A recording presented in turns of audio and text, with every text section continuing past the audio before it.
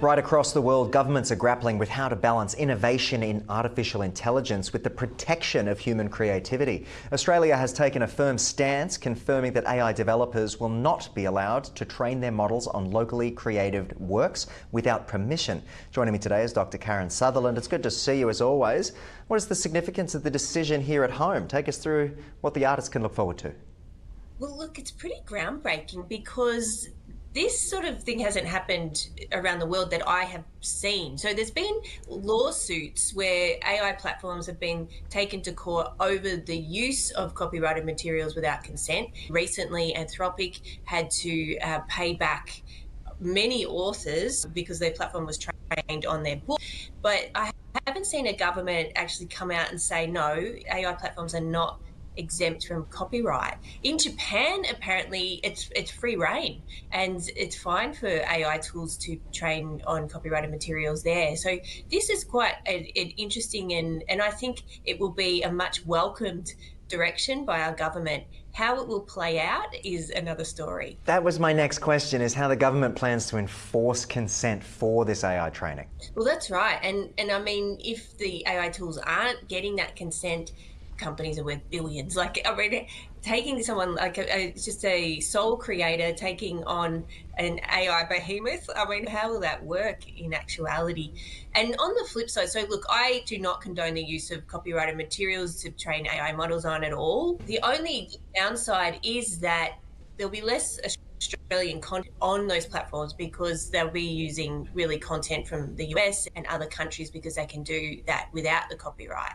It's pros and cons for each. Absolutely. I'm wondering what impact this has on AI companies operating here in Australia, and whether or not, it feels like Meta and a few of these other ones, they always get tripped up when they come to our shores because Australia tends to slam the door in their face or start putting up red tape and things like that. And I hear about it a lot more than other places out there. Do you think that that's the case? We're just very protective, stringent, strict maybe? Oh, absolutely. And it's not until you go to other countries that you realise, and not just in this context, but in a range of contexts, you can see there tend to be a lot more sort of rules and frameworks that are in place here in Australia. What's interesting though is when you mention social media is, I mean, tools like Meta, even X have been going to train their AI models on social media content that people are posting as well. So this will rule that out too. So that'll be interesting to see how that plays out. I'm wondering how it compares to what's happening in the US and the UK. Do we have any understanding of what's happening overseas when it comes to this sort of thing playing out in a parallel manner to Australia? Well, it tends to be, I mean, in the US, I mean, California has come out with certain rules around AI development, but I haven't seen much about the copyright sort of thing. That tends to be platforms being taken to court by other organisations or a group of creators. And then, it plays out in court that way. But I know that specifically Meta was blocked in the EU for a while. I'm not sure what's happening now, but they were blocked from training its AI model on people's Facebook posts and Instagram posts and things like that. So I think there is some sort of legislation in play, but it really comes down to that question of, with copyright, is it fair use or not? And so the platforms are saying, well, when it's not being actually generated in its original form, and so it's just being used as sort of inspiration. And then you've got the creators saying, well, you didn't even ask my permission to train your model on it in the first place. So, yeah. And it's that sort of tension between the two parties. I'm wondering what it means for broader AI and digital innovation landscapes. When it comes to archiving and things like that, it starts to get a bit interesting when you think about what is actually going to be left at the end of this. There's an old quote or an old saying, it's like, once they start repairing an old ship and taking it apart and restoring it, how much of the ship actually remains, if we're talking antiques and things. I think in a digital landscape, it's quite interesting to reflect on. Oh, 100%. And it's that tension too. I mean, we've discussed this many times around not trying to hamper evolution, but then also doing it in an ethical way, because the Australian government has estimated that AI development could add more than $116 billion to our economy.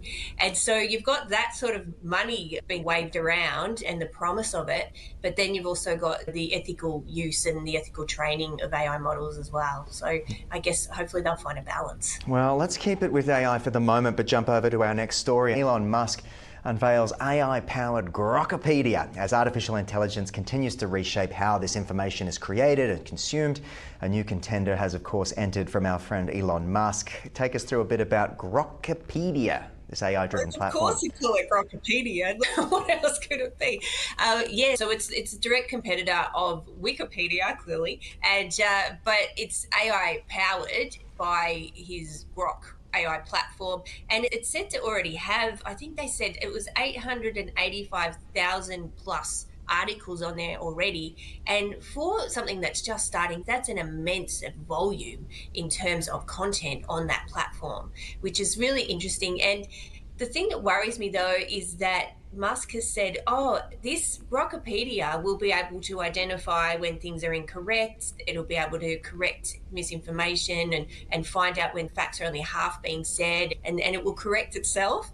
And it seems like, I mean, from what I've gathered from what he said, there will be very limited human interaction, which is very different to Wikipedia, where it's all human driven, where they might use AI to help with the human content, but this tends to be more like just AI powered content that people will then consume, and that's going to correct itself. I don't know about you, but AI tools still hallucinate, so I'm a bit worried about this. They certainly do still hallucinate, and I'm wondering how the AI behind Grokipedia will work to identify or correct those inaccuracies. What kind of things that it is going to just make up and then decide, oh no, that's the correct thing because I stated it.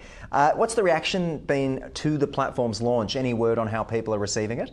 No, I mean, but there are people out there who love Grok and use Grok a lot, and of course, and who also love Musk. So I think there will be absolutely an audience that will embrace it. I haven't had a chance to really go in and have a look at it yet, but yeah, I will be interested just to see, and it'll be interesting to see if you search for the same thing on Wikipedia, what the actual information is. I'd love to do that comparison. Or a big, somewhat of a large exodus from X, if you will, earlier this year. I'm wondering how it's going to maintain or compete, I suppose, as you say. But why is the move significant, do you think, in the broader AI and information landscape? I don't generally go to Wikipedia, sometimes do, but it's interesting where people are going to be plucking their info from moving forward.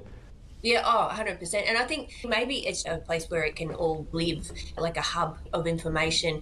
Whereas right now, I mean, people have got their own blogs and they're generating things using AI in separate accounts and things like that. So maybe this is like a hub of information where people can go to learn about all sorts of things. But yes, let's hope it's correct information.